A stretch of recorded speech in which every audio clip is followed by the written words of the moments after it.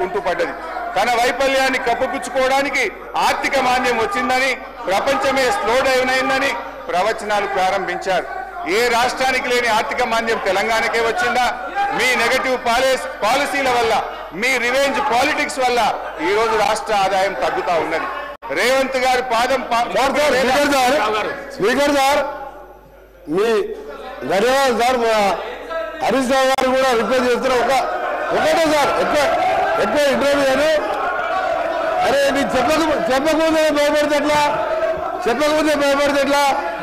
Sir sir Harish Rao గారు అమ్మకాల గురించి ఇతర విషయాలు చెప్తున్నారు. నేను ఒకటే మీరు పర్మిషన్ తోని సార్ ఎట్లా ఈ రాష్ట్రాన్ని సార్ ఒక దేశ చరిత్రలో ఎక్కడ లేని విధంగా ఎన్నికల ముందు ఒక 2 మాసాల ముందు ఔటర్ రింగ్ రోడ్ అనే రోడ్డుని ఫ్యూచర్ హైదరాబాద్ డెవలప్ చేయడానికి గతంలో హైటెక్ సిటీ కట్టి ఆ తర్వాత ఇంకా కూడా ఎక్స్పెన్షన్ చేయాలంటే ఔటర్ రింగ్ రోడ్ కాంగ్రెస్ ప్రభుత్వం రాజశేఖర రెడ్డి గారు ముఖ్యమంత్రిగా ఉన్నప్పుడు ఔటర్ రింగ్ రోడ్ వేసి అక్కడే జిఎంఆర్ ఎయిర్పోర్ట్ కట్టి అక్కడే ఫైనాన్షియల్ డిస్ట్రిక్ట్ కోకాపేట్ ఎస్సీజెడ్తో పాటు ఇవాళ హైదరాబాద్ ఈ స్టేజ్లో బెంగళూరు తర్వాత ఉన్నదంటే Congress party PV Narasimharao expressway కలుపుకుంటూ మెట్రో వరల్డ్ క్లాస్ మెట్రో తీసుకొచ్చి హైదరాబాద్ డెవలప్ చేస్తే సార్ 2 మాసాల ముందు ఎన్నికల 2 విషయాలు చెప్తా సార్ మీకు. మన తెలంగాణ సభ్య సమాజం తలదించుకునే విధంగా ఔటర్ రింగ్ రోడ్డుని కమిషన్ కక్కుర్తుపడి 7,300 కోట్లకు రోడ్డు రంపిన ఘన చరిత్ర ఈయన సార్ వీళ్ళది.